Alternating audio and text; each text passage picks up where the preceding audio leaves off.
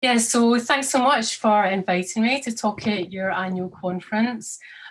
Just a little bit about me. I have 20 years experience in the youth work sector, sort of ranging in roles from youth worker to manager, a whole variety of roles.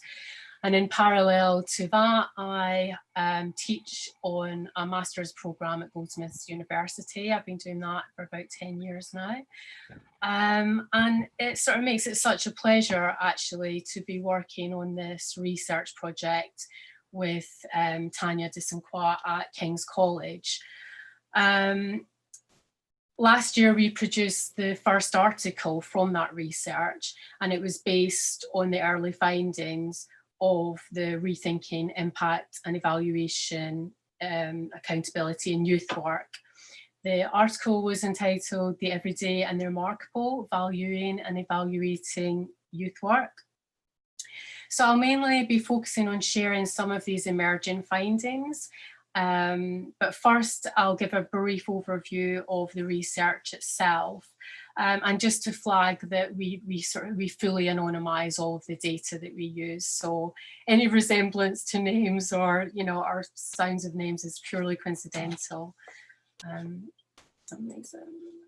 Great. Okay, so Rethinking, Impact, Evaluation and Accountability in Youth Work is a 3-year qualitative research study funded by the ESRC. ESRC, just in case anyone's not familiar with that, they're quite a large funder of sort of social science and qualitative research, and it stands for the Economic and Social Research Council. So our study aims to investigate the youth impact agenda, if and how that is shaping practice. We also are really keen to understand the perspectives and experiences of young people, practitioners, managers, funders and policymakers in relation to the value of youth work and how youth work is evaluated. And we're obviously really keen to consider and share approaches to evaluation and accountability that are appropriate to youth work practice. We're currently in the 3rd year, and which is actually the final year of that study. And we've conducted quite a lot of policy analysis, research visits within 8 organisations across England. We've lots of focus groups, interviews, participant observation, and we've also been doing some in-depth case study with 2 organisations. It's been such a privilege to be involved with the organisations we've worked with, really. So at the risk of preaching to the converted, I just want to contextualise the sort of basis of our research. And our focus is open youth work. And by this we mean spaces for informal education where young people learn through conversation, activity and relationship with youth workers, voluntary association. Young people would experience this in settings where they interact with youth workers such as youth clubs, detached, street-based community hubs, and as we've seen increasingly online spaces. There seems to be this sort of emerging practice now. So open youth work as a practice encourages young people to get involved on a voluntary basis rather than being referred, targeted or crucially compelled to take part. Whilst we acknowledge that there may be boundaries around age, shared identity, experience or by group agreement, for us open access youth work really does mean that it's open in terms of timescale, content, activity and outcome. So in relation to valuing and evaluating youth work and its impact, we believe there's a tendency to undervalue the need for young people to have autonomous spaces to socialise and or to be alone with others. In that sense, the everyday and the remarkable impact of youth work can go unseen by those outside of the practice. And to some extent, this can contribute towards the impact going unrecognised. For many young people involved in our research, the youth clubs or space was a home from home, a safe space, quite often a space of actual sustenance, somewhere where they could be alone or to be shared with peers or with youth workers. From that perspective, open youth work, we believe, offers an everyday space for young people. Yet we have found, and I'm sure you will know, that youth workspaces are also truly remarkable, often having an extraordinary impact on young people's lives. So from that perspective, we see youth work as life-changing, life-saving, life-enhancing, and a practice that really seeks to recognise and encourage and acknowledge young people's lived experience on their own terms. Oh, it's not moving. There we go. So, voices from the research. During project visits and research interviews, we were struck by the many remarkable examples of the impact of youth work, as well as by the rich and meaningful nature of everyday youth work practice. Young people and youth workers had interactions based on mutual respect and trust, and we found young people were so keen to talk about this. Tolu, a young person from Melham Youth Service, said, they try and almost relate and like approach us in like a different perspective from maybe a teacher. They kind of almost, I don't want to say like humble, but they put themselves down to almost see us from our point of view. They don't restrict us ever. They liberate us. They allow us to be free. Such a beautiful quote from Tolu. So with growing focus on proportionate and equitable evaluation within and beyond youth work, how can we ensure that evaluation is more clearly rooted in the needs and realities of practice? How can we ensure that evaluation articulates the subtleties of youth work? To that end, some questions have been emerging from our research in relation to developing youth work evaluation that also demonstrates a holistic view of impact. So some of the questions we've been wrestling with: does evaluation suit the setting? Does evaluation reinforce or challenge unequal power relations? Does evaluation capture and value the everyday and the remarkable in youth work practice? So I'll look at these questions in a bit more detail. So does it suit the setting? Youth work as a practice is not fixed in either setting or approach, and youth workers we interviewed were not arbitrarily against evaluation. Indeed, many youth workers saw its value as integral to reflective youth work practice. When it was formal, when it was informal, appropriate and flexible. And in fact, most youth workers who have done, even the most basic youth work training, reflective practice is completely integral to every aspect of our training in youth work. So that doesn't really come as a surprise. So one youth worker, Polly, said, we always ask them what could be better. I think that's the one thing we quite thrive off as a team. There's always something that will be better. And I think for me, knowing that helps us change our process. Youth workers are open to change and challenge because process is ultimately about that. Yet inappropriate or arbitrary data collection mechanisms were also a common experience. For example, Sophie, a youth work manager, observed, I think that local authorities in general are obsessed with data, but we don't learn from data. I mean, we can learn from data, but we don't. It's just this mass collection of stuff. I feel like Melham collects and collects and collects and collects, and then I just don't know what we do with it. So it's important to remain vigilant to the purpose of data collection and critical of the methods used in youth work settings. And to that end, we argue it's crucial to ask, is it appropriate and necessary? What happens to data collected?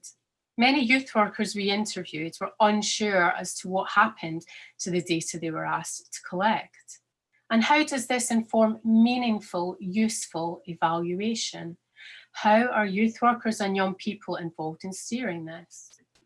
Some suggestions for what might work, and I'm sure there will be many more from the floor, but to take an intentionally flexible approach in relation to methods available, so not a one-size-fits-all approach. For example, a menu or toolbox of options for evaluation, and to really focus on appropriate tools that might include very light touch, open-ended questionnaires, and to draw on creative methods such as storytelling workshops, interviews, or focus groups.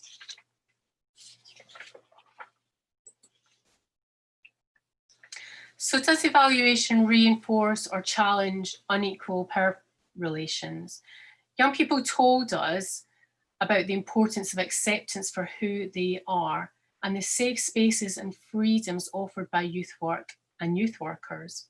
Tracy, a young person we interviewed, said, "It's like creating a safe and comfortable environment for them to come to and feel like they're kind of free from prejudice or any negative forces outside, like in the wider society, and just to have that space for themselves that they can use to the best of their ability."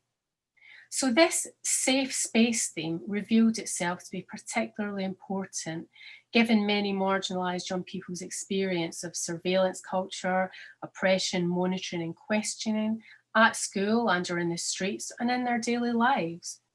Possible responses to evaluation in a way to challenge unequal power relations might be to revive and harness youth work's very rich history of anti-oppressive practice, to embed democratic processes in our organisations. Do young people, volunteers and employees, youth workers feel listened to and involved? Is this demonstrable? And also, what can the sector learn from ethical research methods, practices and approaches? Nearly there. Okay. So finally, does evaluation capture and value the everyday and the remarkable? It's certainly something that is very close to my heart, and as a youth worker, I was constantly overwhelmed by the amazing small interactions that it was a mutual interaction between youth workers and young people that was sort of life-changing in both ways. So perhaps one of the most poignant and arguably difficult to locate themes emerging from our research is this question around capturing the value of the everyday and the remarkable in youth work. Young people we interviewed were so articulate when it came to expressing this.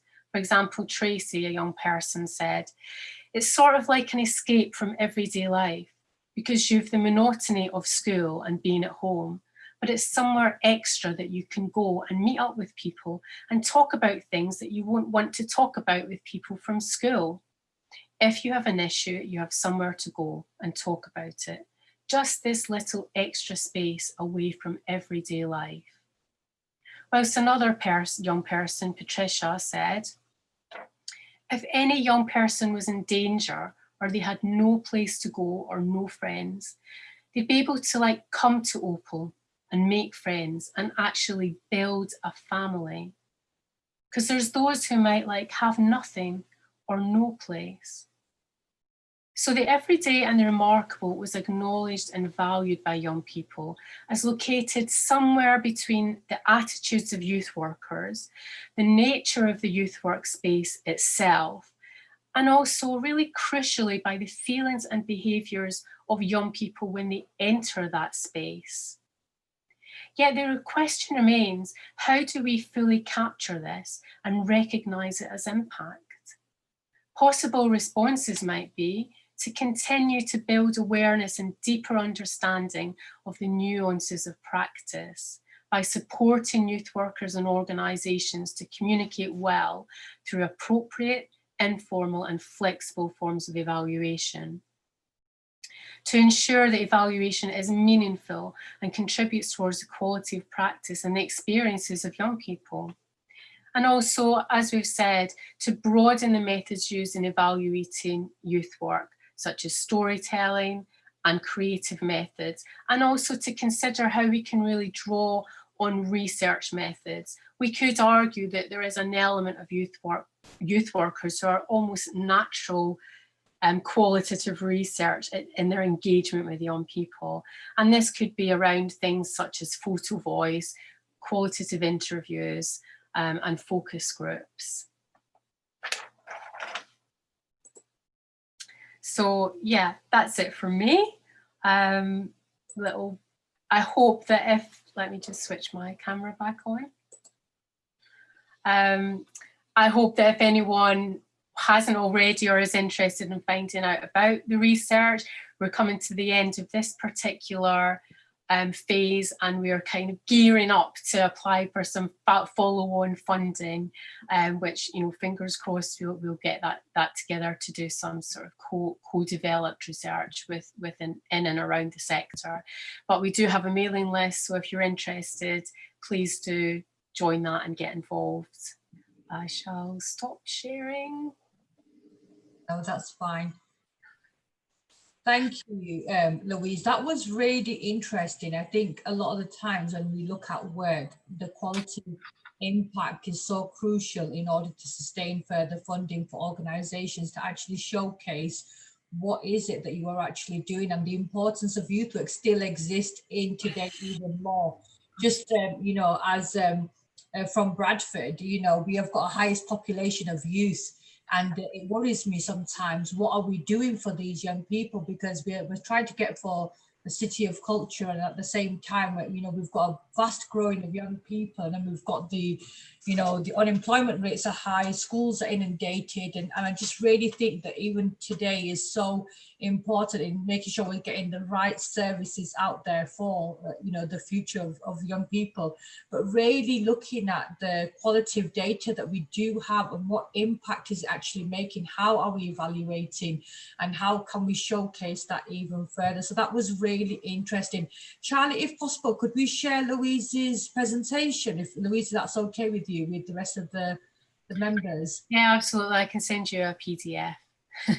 Yeah, no, thank you so much for that. I found that really interesting. We're going to open the floor now to discuss and ask questions, and if anybody feels that they want to ask Louise any questions or come in with any comments, then please raise your hand and I'll work through the screen as best as I can, and hopefully give everyone a chance to give their feedback to Louise or ask any questions. So is there anybody that wants to come in with any questions or feedback? Dean? Do you want to unmute your mic? I'm there, yeah. Yeah, I've just done it. I think what I'd like to ask is whether there's a thought process about some of the longer term benefits within that open youth environment. So some of the people that have made the benefit over the years and come back to us, and you know, I'm certainly not alone in terms of that 5 and 10 years later scenario, when we're getting that impact in terms of that life story, when there's a bit more understanding of that impact as well, and not just that immediacy. Absolutely. I mean, I think that, you know, we, as I mentioned, we are hoping to apply for further funding, but we are by no means the only people who are looking into this. And, you know, Bethia and Central Youth Impact are obviously doing loads of brilliant work, and youth workers themselves and organisations are and have been trying to find ways to be where the impact is actually observed. And I think that's a point for us. It's not that we as practitioners don't know how it happens, it's how we reveal it. And John Ord has done some great work around that, with sort of looking at the longer term impact and different methods for evaluation. So I fully agree. I think that there has to be something about how we ethically engage with young people when they come to youth work, in a way that sort of asks them, how do you feel about us following you up? I mean, I certainly know when I've been sort of writing up some of my own practice experiences, I have to keep it very low profile, if you like, because I can't really share it as research. I mean, I can share it as my work, but because we didn't really have any mechanisms for thinking about those interactions embedded into practice, I just think we have to consider, how do we not make youth workers become researchers by any means, or force young people to be researched upon, but there has to be some middle ground where we get some kind of consent around how we capture stories and then share them, and also revisit young people in the future, because really youth work is a future focused practice. Thank you. Yeah. Sorry, I'm burbling like Bethia's favourite word of the day. I found that a really interesting point, Dean, to say that how do we, young people do not sometimes realise the impact immediately, and then a couple of years later they'll be like, oh yeah, do you know those sessions and workshops that I attended? They actually affected me now. And down to capturing those stories. And again, not becoming those researchers, but looking at accountability, that when we are delivering youth work workshops, that we are very, you know, aware of the stories that and case studies that we gather along the journey. Because just like anything, you know, you have to ensure that the demand is still there, and I think it's there more than ever today with the current climate that we're in. But sometimes those stories do not come immediately; they come a couple of years later. And again, you said, Louise, that it's about capturing those in the right way.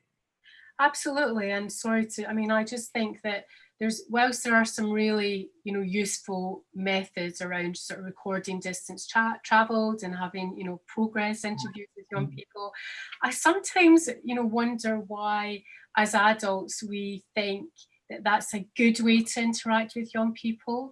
You know, if I had like woke up every morning and had to fill in a progress report on, you know, how I was feeling that day, and then one at the end of the day, you know, I'm not sure it would really work or even really express, you know, and I'm being slightly facetious. I know they can and do have a value, but I really think that to impose this sort of immediacy, as you rightly pointed out, Dean, onto young people about how they're actually developing and growing and what they get from youth work is not fully effective at demonstrating what really happens in a youth work relationship. Yeah, thank you, Louise. Is there anybody else that wants to ask Louise any questions or put any comments forward? I'm just going to go on to my next screen because I can't see everyone. Is Mary raising her hand? Is it Marie? Marie, yeah. Hi. Hi, Marie. Thank you. Hi. So I'm having to scroll on two screens to see who's there. So no problem. I was just wondering, I think this is great work and sort of challenging the sort of power dynamic and the ethics and the usefulness of the data that we're collecting is really great for us to think about. But how do we extend that conversation out to the people who are asking for this information so that they are really well informed and understand some of the dynamics, that there is a power imbalance, perhaps they don't even realise that being set up, and to take them on a journey with us on the good practice and ethics of this? Absolutely. I mean, I think that this conversation must fully engage funders and ultimately, really, from my perspective, policymakers. You know, ultimately to sort of preserve, protect, develop, grow youth work, we need some acknowledgement about it. You know, why can't we acknowledge it is valuable? Yeah, it's a valuable practice, and to have that represented at the policy level and therefore engage, I think it's a two-way street, right? I think we have to encourage funders and policymakers to really work with us around, look, this is what happens in practice. Youth workers are reflective, skilled professionals who really engage to a very high level with quite a myriad group of young people in different situations. Let's take their knowledge and expertise and actually acknowledge it and build it into that. So from that perspective, I really think that it has to be a two-way process. I don't know if yeah, definitely. I think so. It does have to be a two-way process, but it is a really good question, Marie. Is there any thoughts that you want to add on to that? I think just that whenever you know, there's often not an opportunity for feedback on the practice that you're being encouraged to put in place. So you may be required, for example, to conduct a questionnaire, and any sort of pushback on whether that's a good technique or not is seen as, oh, you just don't want to, you're just too lazy, or you can't build this into your practice to do the questionnaire, instead of it's starting a conversation about, well, actually, I've seen how people fill this questionnaire in, and the data you're getting tells you nothing. This is a useless and pointless waste of everybody's time. And we could improve that process if we had a conversation about it. But I think this is where the power dynamic comes in, particularly if you're talking to, there's a kind of almost like a bit of a paternalistic, we're giving you some money to do this work, your part of the deal is you provide this data. It's not a very even playing field for that type of collaboration and that type of feedback to flow back up what feels like up the chain if it's a paternalistic kind of deal that you're in. So that's my constant frustration, that, you know, you sometimes have to suck up this stuff and just do it, knowing that it's poor practice, it's making the process actually slightly worse for everybody, and it's providing something at the end that is next to useless. So it's not very motivating. No, I understand. I understand, and I think it's about getting that information. We have got a couple more people, so I'm just going to move it on. Marie, thank you so much. Martin, Andrew, I'm going to come to you, and then I'll come to Steve, and then I will go to a comment that was from Bertha. So if we go Martin, Steve, and then Bertha, please. It's not so much a question. I just want to kind of jump on the bandwagon, you know, with the frustrations.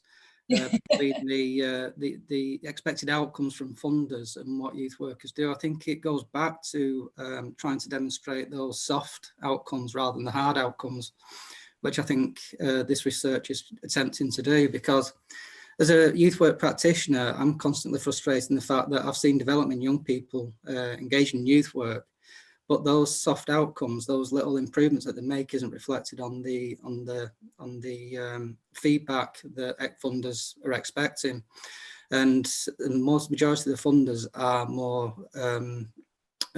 quantitatively interested in the work rather than the qualitative stuff. So I just wanted to add that in there. Yeah, I mean, I just in response to that. It is a constant frustration, and I think that it seems like it's been such a sort of marathon of for youth workers for the last couple of decades at least, trying to demonstrate the value of practice through quantitative measurement. Now, we don't argue that quantitative measurement isn't important or doesn't have a value, and I'm sure most youth workers wouldn't either. But yeah, it's about us, with our research, we're certainly trying to change the discourse and the dialogue around, well, a softer outcome that has a very long-term impact is crucial. It's crucially important. And that is that subtlety that we're really trying to reveal and trying to engage people with.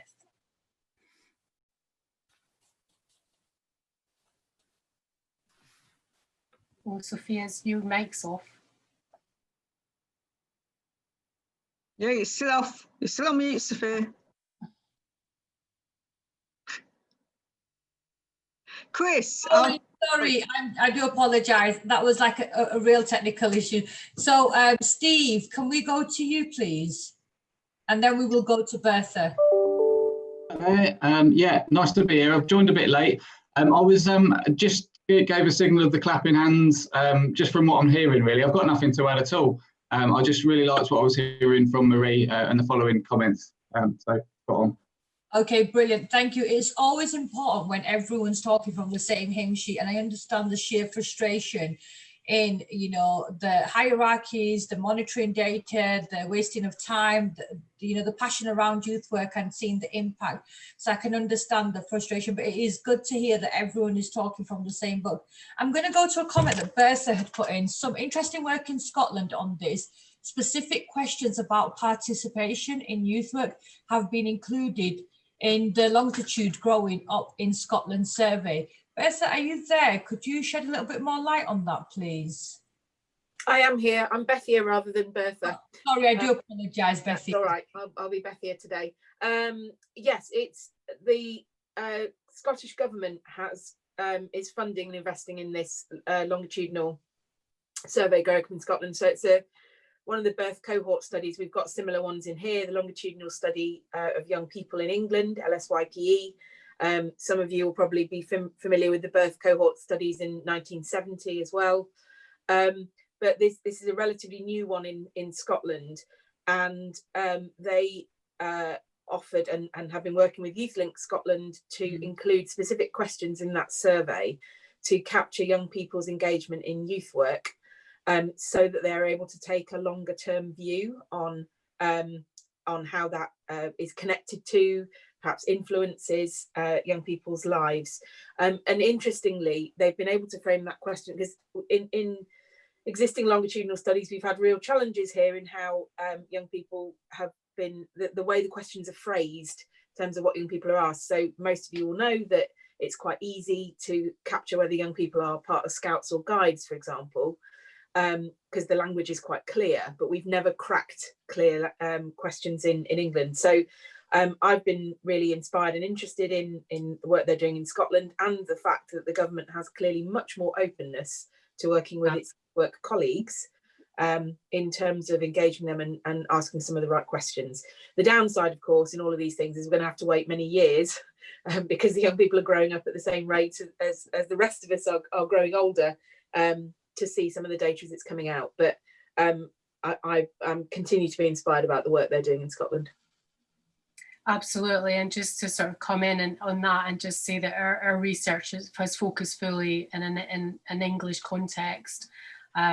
So perhaps the next one will be a bit more of a UK wide view, because I totally agree with Bethia. Some of the work that YouthLink Scotland is doing is very interesting, and in particular the way that they have received a good sort of 50% of funding from government. So they really do get a lot more support than we do in England.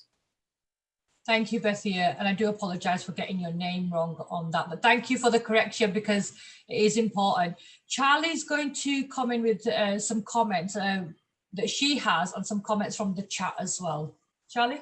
No, actually, I was just going to ask, because I'm really excited about the concept of the everyday and the exceptional, and it's and because I think as a youth worker, it's the everyday that we don't appreciate. It's the everyday that I think we failed to capture. Creating a safe space, a welcoming, accepting but challenging space. It's the exceptional that people remember. Those are the bits that I think people want to hear about, and whether that's an intervention, whether it's a safeguarding thing, whether that's somebody coming back to us years later. But actually, it's the everyday that young people really value. They get the exceptional, but it's that thing. And I don't know how we capture that. I don't know how we say it's valuable. And yet in Ofsted for schools, they have this thing where, is the school welcoming? Is the school a safe space? Do young people feel they can learn? Do people, and I don't know how we can take some, I don't want to do that, I know what Ofsted, but do you know what I mean? How do we capture that, to capture the everyday? Because it's the everyday that's really valuable to young people. And I suppose that's my question. And I don't know how to do it online either. Yeah, so I'm going to hand back to you, Louise, and to have that. Yeah, I mean, yeah, so thank you for saying that. But I mean, one thing I might just slightly disagree with is that youth workers shouldn't be so hard on themselves, because I can see that it's this, we have this dilemma where we actually have come to undervalue our own practice as well.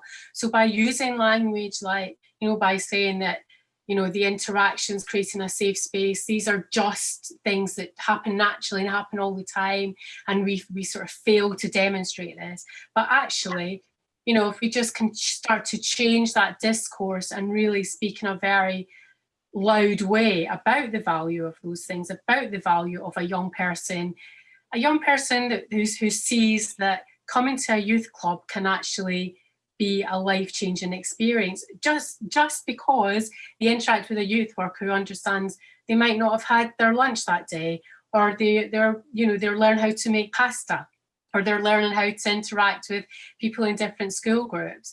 So I think that whilst there is work to be done in the formal sense of how do we bring policymakers, how do we bring funders along with us, I think there's also something that needs to happen within ourselves and within how we feel and talk about our practice, that actually there is never just a just around an interaction with a young person, because in some sense it is always pretty valuable and pretty amazing and remarkable. Thank you. You say that, and there's an interesting comment that James has put a scenario of a young girl that would come to the centre and she'd just stand by the door and she wouldn't speak, she wouldn't do anything else. She'd literally just come and stand by the door, which would be her easy way to get out. But the fact that it was a safe space, and every day these young people are looking for those safe spaces, and where are those safe spaces for them to go? So there's some really interesting, and I do think sometimes youth workers are hard on themselves, and that's because there's so much pressure from management as well about making sure that we're meeting outcomes and outputs and so on, that are they becoming a statistic, or are we losing the essence of youth work, of how people are trying to continue it and make the difference or in young people's lives, but sometimes making the difference is put to the back burner because we have to meet the outputs and the outcomes. I'm just going to bring in Carol, and then there's another comment that I do want to, if you get a chance, guys, please have a look at the comments on the right hand side. There are some interesting points raised. So Carol, do you want to come in? I think the other thing that's really important is to keep emphasising open youth work, because that was why I thought this was quite an interesting session to be having, because in my experience, which was long in youth work, there's always been that drive towards pushing youth workers to be some sort of quasi-social workers. And then you get the big like, oh, the youth workers were great because they were doing the targeted work, the one-to-one work. But in some ways, you see that story that James put up, I recognise that. I've seen that person who comes and stands or lurks about and doesn't engage. And then gradually over a period of time, they come in because they can. And what you lose in the focus on targeted work is good in some ways, because it gives an opportunity to show the youth work skills and the youth work approach. But it then starts to be the only legitimate form of interaction with difficult, in particular young people, is that one-to-one, and you lose that focus on open access. And I think open youth work, whether that is street-based or centre-based or wherever it is really, really significant, because it does pick up a lot of young people who are kind of the ones in the middle. They're not the ones that are going to be targeted, and they're not the ones that are going to shine. They're the ones in the middle, and in a way, they're quite important young people. So thanks for that, actually. I haven't got a question, but I just thought it was useful, really helpful to have that focus on open youth work. Yeah, thank you. I think it was. And I think sometimes I remember working in community centres on Saturday nights, and you had the age restrictions of 8 to 13s, and you had 7-year-olds at night, 8 o'clock at night, turning up in some of our deprived areas. And what do? Turn that young person away when it's a cold, freezy night, or do you let them in just because that might be their safe space, haven for them? And it is that we're not those social workers, but we're not them teachers, we're not them parents, we're a collective, element of professionals. And I think sometimes people they underestimate the element of youth work and its impact. And I think that is really crucial, because you're working with young people to develop tomorrow's leaders and tomorrow's future. But it's all that social emotional development that is crucial to young people. So thank you, Carol. That was really interesting. Is there anybody else that wants to come in with any comments? Again, please do have a look on the right-hand side of the comments. Christine, thank you. Completely agree with Charlie. Bethia, I have ideas. Charlie, brilliant. I'm really looking forward to that. Charlie will be on that within seconds. So we've got one from Brooke. The story is one that should be captured by James. Great examples of everyday, remarkable, which I agree. Jean, good points made by Carol. Thank you so much. There's a really helpful comments and feedback. Lynn, I agree. There is no just in youth work, where whatever shape the interaction takes, no matter how small, it still has an impact. I totally agree. I think sometimes people look for larger impact, but they don't look for that sustainable impact, which might be short-lived but long-term. So I really appreciate these comments. And then we've got Martin. He agrees with you, Carol. I feel lucky to be working for a project branching out funding by YEF that seems to find the balance with targeted and open access youth work. And I think it's really good today, guys, that you use this platform to share your experiences, share your knowledge and share your contacts as well, to make sure that you are connecting and that you are still continuing to work together. And I'm going to pass you on to Charlie, who's going to share some information. Sorry. Yeah. Sorry, Christopher's come in. Have you come across many organisations that struggle to find the capacity to evaluate to suitable standard? Louise, I think that's a question for everyone, really. Have you come across many organisations that struggle to find the capacity to evaluate to a suitable standard? Okay, so that's a curious question and an important question. I'm going to be careful how I answer it. All of the organisations that we have worked with have actually been quite amazing in terms of their response, the practice they do, the way they work with funders, the way they work within this sort of quantitative framing of youth work. Underneath that, there's this other world where we speak to youth workers, as in the quote from Sophie, to go back to my presentation, who was actually a youth work manager. And there was a struggle there around what actually the value of quantitative data is within practice. Was from a relatively senior manager. So I think that there is just this sort of collision of quantitative and qualitative. And in some ways, I would say that youth workers, as ever, continue to do an amazing job of working with young people and being responsive and trying to do what is asked of them, even though it can actually change very regularly. And also, I possibly suffer from a bias in favour of youth workers, where youth work has historically been a radical practice that was about engaging with young people to really develop their thinking skills, how they interact in different groups. And in some ways, I think that when we talk about looking at our rich history of anti-oppressive practice within youth work itself, we can never reflect on that enough and try to bring that to the fore in terms of how we actually talk about youth work. And I think there are some demands that could come from the sector itself in terms of asking for qualitative, longitudinal research that actually will express what we do. So I don't know if I'm answering that, but it's, No, that's fine. Thank you, Louise. I think it's an interesting, someone put down, well, Steve put down, depends on whose standard and what is suitable. So that was an interesting point there. But thank you for that, Louise. I'm going to pass you on to Charlie now, who's going to share some information just before we move into the AGM at 10:30. So, part of this is, Louise, what's the next lot of research you're planning? And is there anything we can do to support? Well, we're doing a little bit of feelering is that a word at the moment, sort of to look at a sort of longitudinal piece of research that will look at longer term impact. I'll just say longer term, I find it so difficult to say longitudinal. And we really want this to be co-researched, as far as possible. We're interested in looking at how we can support youth workers and indeed young people who might be interested in learning about research methodology. Although I always feel that every time I visit a youth club, it's just a reminder for like the really rich stuff that actually happens in youth clubs in terms of gathering information.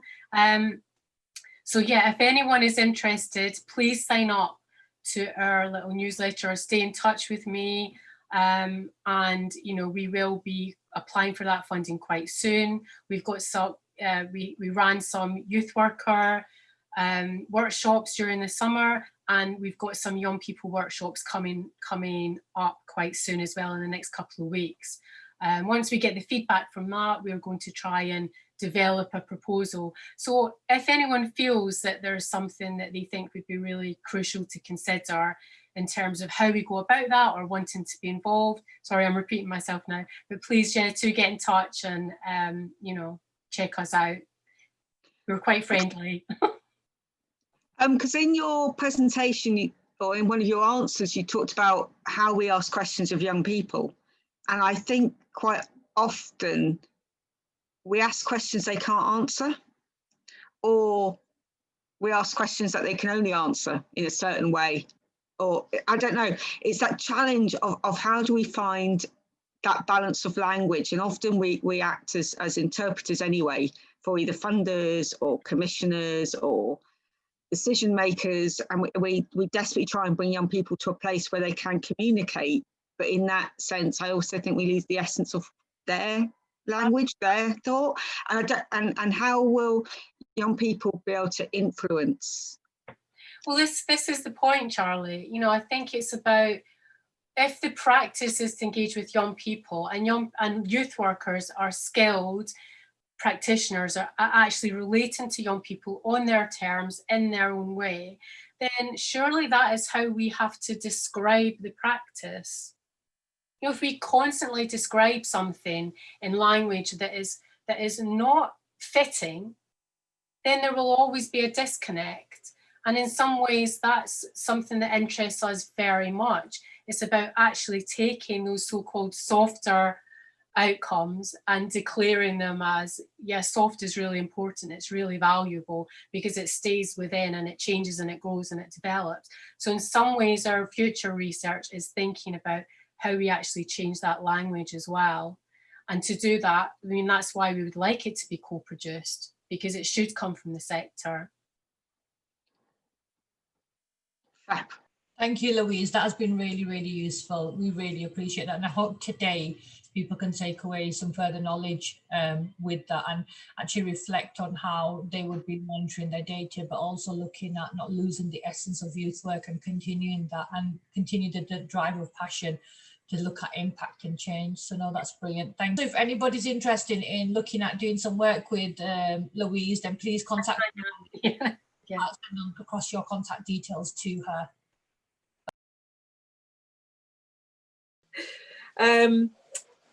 And yeah, I'm not going to use slides, and that's primarily because I like to see everyone's faces. This is a new thing that we're all getting used to, of presenting or talking on Zoom, and it does feel very bizarre talking into the void in some way. So my anxiety is reduced by being able to see your faces. I can see if anyone is asleep or has just gone away. Yeah, like David is, or there's an empty chair. Thank you for having me. Thank you to Charlie and colleagues for inviting me, and thank you also for enabling me to listen to Louise first, which was it was so interesting, and there are so many things, so many, I hope, themes and commonalities that we can draw together. And so I'm going to talk a bit about reframing, which is the title of the conference, impact. And I don't want to suggest that this is a sort of radical departure from where we're going, but what I hope it will do is pick up on quite a lot of the themes that Louise talked about. And I do think there are some practical ways forward and some opportunities to, I was going to say take back control, but that sounds way too Brexity, for youth workers to think about how they want to lead and own some of the agenda around evaluation and impact. So I was asked recently to talk about what it meant to be ambitious for youth work. It was actually at the Labour Party online conference or gathering last week. And I did a bit of an input that was about being ambitious for youth work, which I thought was really interesting, because we tend to use language around being ambitious for young people. Young people achieving their full potential is a phrase that's often used, young people thriving. And I was really interested in reframing that and thinking about youth work achieving its potential, youth work thriving, and being ambitious for youth work. So I was thinking about what that might mean if youth work was to achieve its full potential. And I was thinking about that we would need an understanding of and respect for what youth work offers young people in the fabric of their lives.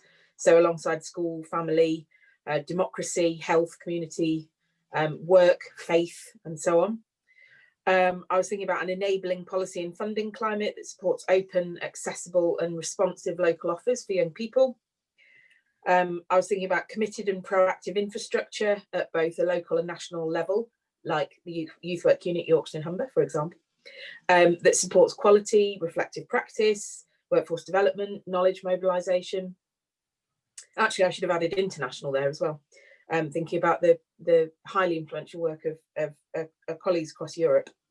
And then I was also thinking about youth voice being embedded across all of those things. And the reason why I wanted to talk about that particularly at the Labour Party conference, and I should be saying the same thing joyfully on Saturday at the Tory Party conference, is because these are things that none of us can achieve on our own. They are collective aspirations that involve policymakers and funders leaning into this agenda as much as all the rest of us. But thinking about youth work achieving its full potential, what's the role in evaluation? Role of evaluation in all of that then?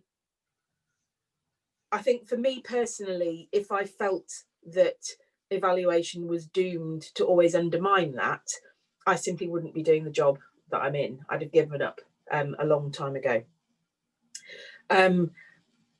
I hear a lot of time that evaluation just needs to get out of the way, that stop being so burdensome, stop putting so many demands on practice, stop undermining and corrupting practice.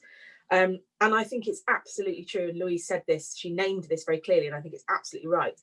Evaluation can undermine, corrupt, and almost fatally distort youth work practice. That's entirely possible, but I don't think it has to be that way.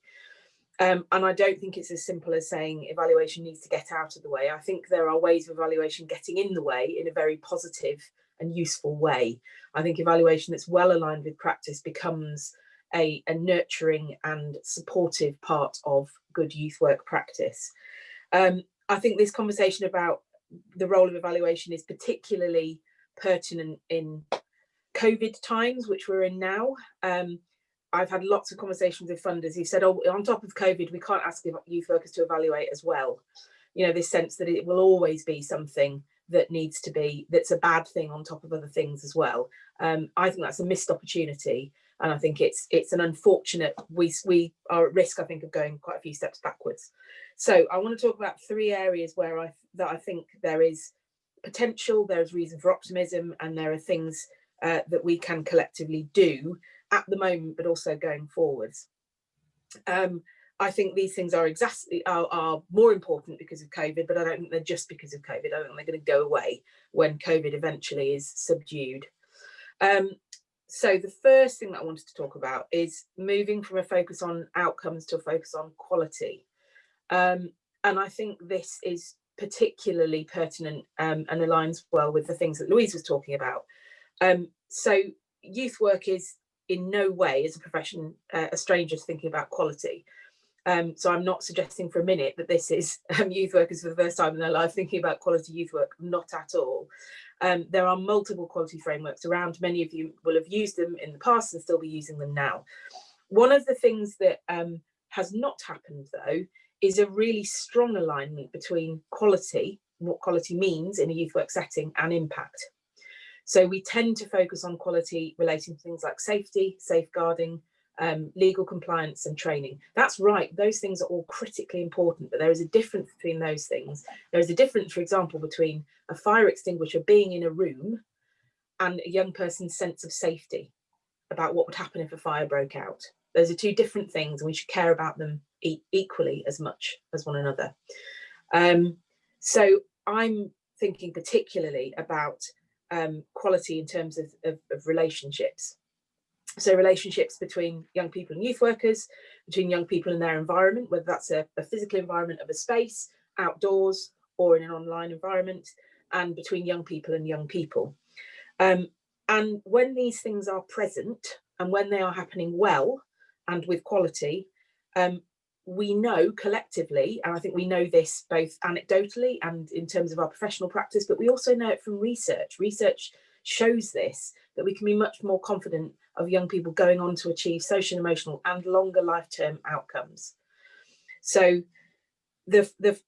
for me, it is absolutely right, both from a practice sense and a research sense, that we refocus our attention on quality and away from a simple focus on outcomes.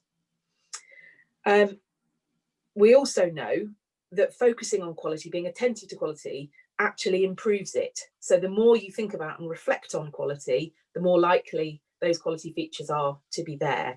We've been doing some work recently through the Youth Investment Fund, which has also suggested that even though young people don't know whether or not an organisation, their youth work organisation, is using some kind of quality improvement framework, that their feedback shows that they highlight more quality experiences than in organisations that are not using quality frameworks. So we see that an organisation simply being attentive to its quality is picked up by young people, which is really fascinating for us. I think it also helps from an advocacy sense in terms of communicating the value of youth work. And this, for me, again, is about everyday youth work. This is not quality equals remarkable. This is quality everyday youth work. That talking about quality in this way, in terms of a process way and within relationships, helps to focus, amplify and communicate youth work values and ethics. It helps us to focus on the everyday rather than suggesting that every single moment is transformative, which youth work is transformative, but it is transformative because it is high quality every day, all the time, and there is a consistency in those relationships. So does this mean that outcomes still matter? Yes, of course they do. I'm not suggesting for a minute that we should stop caring about what happens to young people in the future, and in terms of what happens to them when they leave that relationship with us. But I don't think outcomes matter in the way that we've treated them in the past. So that is to say that outcomes trump absolutely everything else, and that should be where our focus of attention and measurement and evaluation is. I think outcomes still matter, but we need to understand it's about transfer. That is how young people take their experiences, their learning, their knowledge about themselves from the youth work setting into other areas of their lives. Outcomes don't happen in the youth work setting. They happen in young people's their lives, the other domains of their lives and in their futures. So we need to understand more about that transfer. I think we also need to focus more on common outcomes.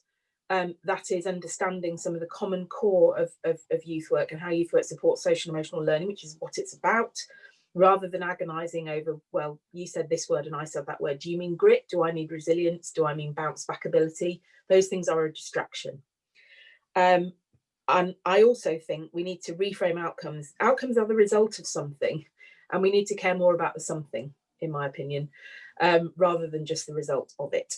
So instead of just agonising over it, does youth work have an impact? The question for me is how and why, much more, and that's a question about quality. For me, this all matters much more during COVID. Outcomes definitely have to take a backseat during COVID.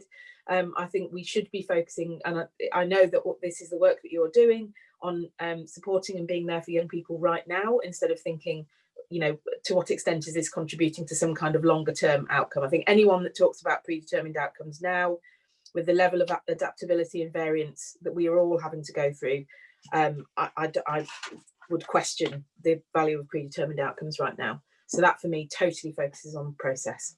So that's the first thing about shifting from outcomes to quality. The second thing is about core components. So this is an idea that I've been reading up on quite a lot recently, which is exactly what it says it is really. The idea that all different types of practice across youth work, but also across anything that the social sector, the way the social sector and health sector works with people, has core components. The things that are important, the key ingredients in a recipe, if you like, the kernels of what makes practice particularly valuable. I've long struggled, and some of you will have heard me grumble about this before, with the tendency of everybody in the charitable sector, but youth sector is no different, of calling everything a project or a programme. So it's the X project or the Y project, or, you know. I don't think defining things as projects and programmes holds very much meaning. It's often only a project or a programme because of the way it's funded. It's not usually designed to be that way, a time limited thing. Open youth work exactly as Louise said, is open. It doesn't tend to stop after 10 weeks because that's when the funding does. I think calling things projects and programmes masks local variation. So in reality, work happens in a youth-led way. So to presuppose that such and such a programme or a project will just happen in one way, I think is wrong. It means we can't understand local flexibility and responsiveness. And I also think it prevents learning. If we call things a project or a programme and just refer to it by its name, it's really hard for us to understand what each other are doing. You know, how much is my project like your project? We probably will never have that conversation. Just coming back to the point about quality, we can name the core components of youth work. We know what they are. We know what those things are that matters. And we know also that core components are more important than the padding around them. There's copious amounts of research that highlights the importance of core components much more than the way that they are packaged up and called a project or a programme. For me, this is also about democratising evidence and evaluation. This is the evolution of evidence-based programmes. And, you know, some of you will recall 5 to 10 years ago, there was an obsession with everything being called an evidence-based programme. Research now is showing that it's far less important about whether or not we call something an evidence-based programme and much more about what the core components are. So there are evidence-based programmes that have very little positive effect on people. And there are core components which are much more impactful because they are the things that happen much more in the moment. They are both about the everyday and the remarkable. And all of us are able to talk about our work in terms of core components. It liberates us from talking about things as evidence-based programmes or even as programmes or practices. I also think it helps with adaptation, which is very COVID timely, which is what we're all doing. When we adapt core components. And that will help us. We all need to be able to learn from one another about how adaptation is happening. And this will help us. It also helps shared measurement.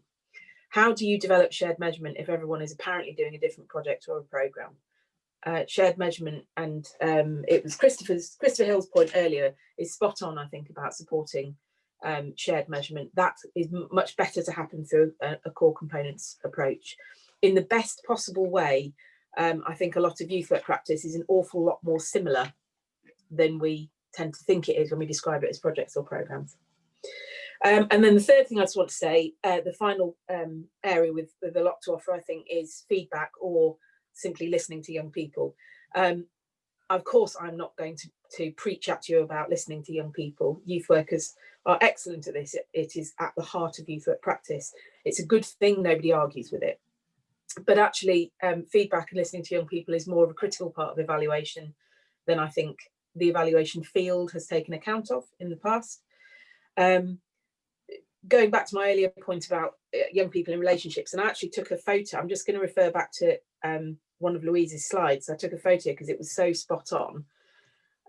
You said, Louise, the everyday and the remarkable is acknowledged and valued by youth workers as somewhere in between youth workers, the nature of the youth work itself, and the feelings and behaviours of other young people when they were in that space. That exactly describes the kind of what's going on in the youth work setting, whether that's a physical setting or online. And we can only understand all of that by asking young people about it and listening to them. There is an aspect of how the quality of the space, and there's an aspect of how the youth worker is creating opportunities and engaging with young people, but the other critical bit of it is how young people perceive and experience those opportunities and the relationships with the people around them. And we can only know that from young people. There is something absolutely fundamental about their perceptions. One of the errors that evaluation makes, in my opinion, is attempting to be unbiased. Evaluation has to be biased because it's in the setting. We have to be able to go with and listen to the experiences of young people without trying to hammer bias out of it. But I think this listening to young people, it is about asking the right questions. As Charlie said, it's possible to ask really rubbish questions that are badly framed, that are intrusive, that are unethical. It's possible to ask questions that lead to certain answers that just, things like, you've done a 2-week leadership program. Do you think you've developed your skills in leadership? Probably. Questions that ask about things that young people probably don't understand, or there are definitions, not theirs. You know, how often do you read for pleasure, for example? But we don't ask young people how they understand reading for pleasure. What do you do with that data? So asking the right questions is really important. It's also important that we set up these kind of opportunities systematically for young people, so that we're giving them always an opportunity to share feedback, and that they're anonymous.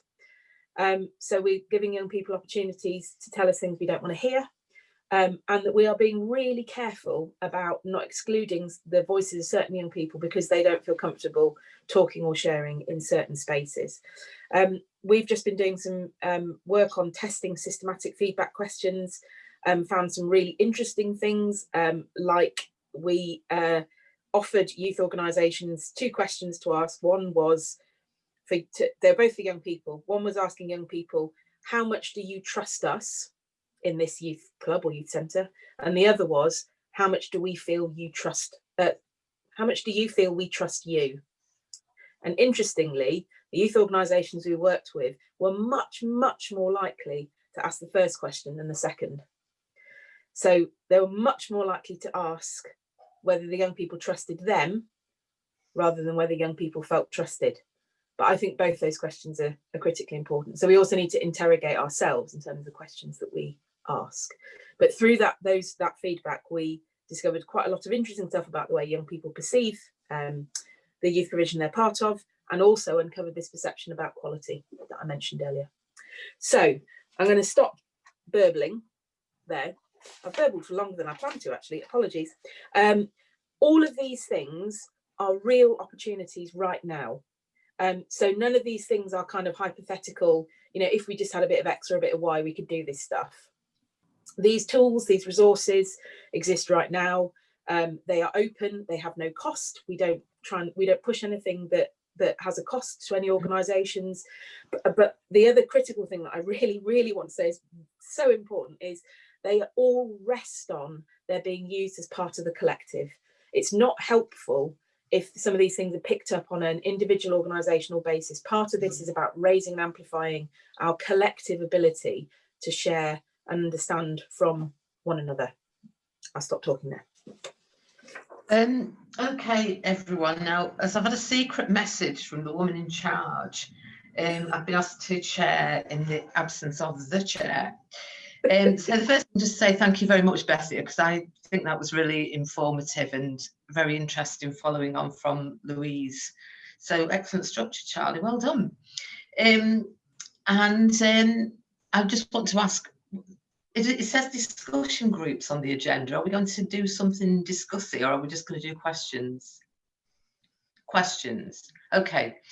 So are there any questions to Bethia about her presentation, which I thought was very interesting, actually? And sometime or other, I'll have a discussion with you myself about what I think about evaluation and all the rest of it. Any questions, any comments? Graham? Now then, we've got a youth group that we're trying to, and a building we're trying to keep open and going and running, etc., etc. And I think both presentations highlight how the trustees of this particular group ought to be able to use evaluation in a kind of positive way. So I'd like on our next trustees meeting, which is I think tomorrow night, just to kind of take along some facts to them or some possibilities to the trustees, and perhaps see if we can get the young people to make contact. So thank you very much. I think they were very positive and complimentary presentations. Thank you. Okay, Detty, please. Thanks very much. I think that was really interesting. And I think, you know, as somebody who's applying for funding from a number of different sources, as everybody, you know, is, one of the difficulties and the challenges that we're going to have is about trying to change funders' perceptions around outcomes, because you are kind of put in that you know, sense of having to develop projects, having to name outcomes. So I totally agree with everything you've said, but it's how can we get around that, because that's everything to do with the evaluation and measurement, isn't it? And I think what you're saying is fantastic. And I think, you know, if we could get the funders on board with that, asking the same kind, so we can look at shared measurements, we can look at core competencies, we can look at the way and the how, and how, you know, the process, rather than kind of these specific outcomes and developing projects. That's the challenge, isn't it? So, you know, I think it's great that you're going to talk to policymakers and decision makers and things like that, because it's a step in the right direction. It's just that it's the current, isn't it, how we can try and address this. And I can think of a couple of funders I'm currently going to, you know, as well as the ones I've recently been doing, where it's all, you know, even like questions back to me is like, well, what outcomes, how are we going to measure this, da, da, da, da, da. And, you know, I'm now going to have to reframe it and send back to them, which is very difficult at the moment. So I'm going to try and build in things you've said, but any suggestions are welcome. Yeah. Okay. Do you want me to answer that now, Carol, or hold on? Yeah, go on, Bethia, go on. Okay. Yeah, that's good. I've got yeah, I completely agree with you, Detty, and I'm not suggesting that we do it now, but I think somewhere we do need to start to be recording the funders who we most need to work on to get them to change their behaviour, because I think a lot of us know who they are, and I do think that concerted effort is required. One thing I would say is that there's a little bit of us having to hold our nerve collectively, I think. So one of the challenges I totally understand is that from a practice perspective, it's difficult to have the incentive, if you like, and the confidence to go out on a limb and do things a bit differently, because there's a fear that funders won't reward it or recognise it. But equally, it gives funders a really good get out clause if they can say, well, I can't see anybody else doing anything differently, so we're just going to carry on doing it like that. And that's a challenge that I really have. A lot of funders say to me, if you can show me that the sector wants something enough, then we'll consider it. But I equally know that youth work organisations will often say to me that until a funder's told me that they expressly will recognise that, I'm not going to do it. So you end up in a bit of a, you know, between a rock and a hard place. And I don't know, there's no easy way out of that. No. The other thing I would say is that I would encourage where funders say, you know, I need to know outcomes, for example. That's one of the reasons why we published, and Charlie and colleagues from the Youth Work Units worked on this with us, the outcomes framework last December, which is also referenced in the curriculum that's come out today, because that provides a fairly clear and I think very youth work congruent set of social emotional learning outcomes that we can turn to collectively rather than having to invent our own constantly, and that I don't think are referencing them doesn't mean undermining or distorting our practice. The other thing I would say is that there are ways, and we're just about to trial some soon actually, start trialing a new one of new ways of measuring outcomes. So first is really being very focused on quality. So we have a quality framework where that's been tested fairly extensively to show that the presence of quality in youth work provision is predictive of outcomes, and that's going to require we're going to have to work on funders about that to get them to relax on seeing the outcomes data and have confidence in the quality data instead. But we're also about to trial two other measures. One is a feedback measure for young people, which is about their experiences in the moment, and the other is an observational measure for youth workers that looks at how young people behave with one another in terms of exemplifying things like overcoming and managing conflicts between them, empathy and support for one another. So 3 new measures that look at what's happening in the moment. So youth work practice in terms of the adult, young people's responses to what they're experiencing, and changes in young people's behaviour. And those 3 things are very powerful ways of capturing what's happening to young people in the setting.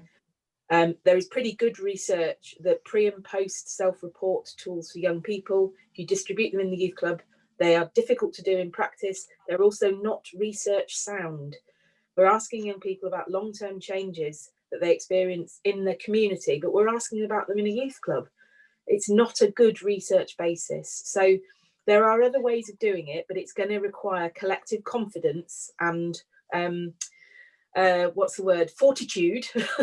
And I will continue to press this with funders, which I do as often as I can. Thank you. That's very helpful. Marie. Yeah, hi, thanks for letting me have a question. I was just wondering if it's an inevitable thing that we will become more, embroiled in a project management way of looking at this, the work that we do with young people, and there are certain processes of working through a funded programme or a project that are required to start, do the middle bit and finish it off. And whether, this way that we're working and the disjointedness of thinking of, about that way of thinking versus core components is as a result of core funding being reduced from youth work and it being now funded by a series of projects. And we're trying to do those core, we know what that good work is, those core components that we want to have as a golden thread going through all of the projects that we do, but actually we're required to resource that by stringing together a load of projects, and how we kind of take ourselves out of the project cycle to remind ourselves of those core components, because inevitably the system is pushing us in one direction with conceptualizing our work. Yeah, I think that's spot on, Marie. And I think you're totally right about core funding. And I know that there are slow, but some moves suggesting that some funders are recognising that and are trying to move back to that. But commissioning is going to be lagging on that front, I think, badly. There is some interesting work that has happened. Again, actually, it was I like that, Charlie, holding our nerve title of the next conference. Yeah, that's good. There's some work that started pre-COVID, but again has been sort of amplified during COVID on the idea of service recipes, which is design patterns, which I'll put a link in chat when in a bit to share, which is basically the idea of when you bundle up a group of core components into a recipe that you might call a project, basically. But across all your different work, you'll have lots of core components that feature again and again and again and again. And I'm really interested in that idea, because it also means we can share, it's in the same way that we share food recipes. It's, I cook that, but oh, you add Worcester sauce. Well, that's interesting. What does that do to the flavour? Does it make it a bit more spicy? But that's exactly the kind of conversation we can have about our practice. But it can act as a bridge between the taking the golden thread approach, which is exactly what practice really is, and the way that we sort of talk about or bundle up our work when we talk to funders. Because otherwise we do risk getting into, and it's always been this, thus I'm not saying anything new, but this idea of constant innovation. We have to reinvent everything for every new funding application and call it a new project. But yeah, these sort of design patterns and service recipes, I think, are a really interesting way. And the Children's Society have particularly done a lot of work on this recently. So I can pop some links in the chat. I think the other useful thing that does as well, so I just want to add this little bit in because it just occurred to me, is thinking of it as a recipe allows you to think, if an ingredient's disappeared, say we can't meet up in person, is that one of the crucial ingredients, or is that a piece of seasoning?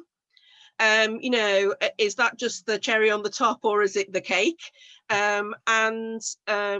I think it's a really useful way of conceptualizing what we do in that way. Yeah, exactly. That's totally spot on, because that's the thing that the core components approach tends to surface as well, is that, this thing that you've always talked about or thought of as being really quite critical, turns out it's less critical than you thought, and vice versa. But it also means that's the adaptation bit. It also means we can talk more meaningfully about local differentiation. So something, you know, that is seasoning in Newcastle is absolutely critical in Wolverhampton, for example. It's so there's one thing I was going to say about that, and I've now forgotten it. I know the last thing I'd say is it also allows us to, in youth work particularly, to differentiate between things that are about engagement. So it's really critical that this thing is there, because it helps us to initially build those relationships with young people.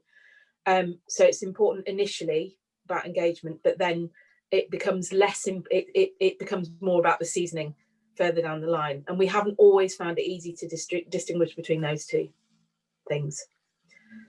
I find that's quite interesting, actually. I quite like all that. I need to wind up really, because we've got 4 minutes left and we should try and finish on time, because I know people are really busy.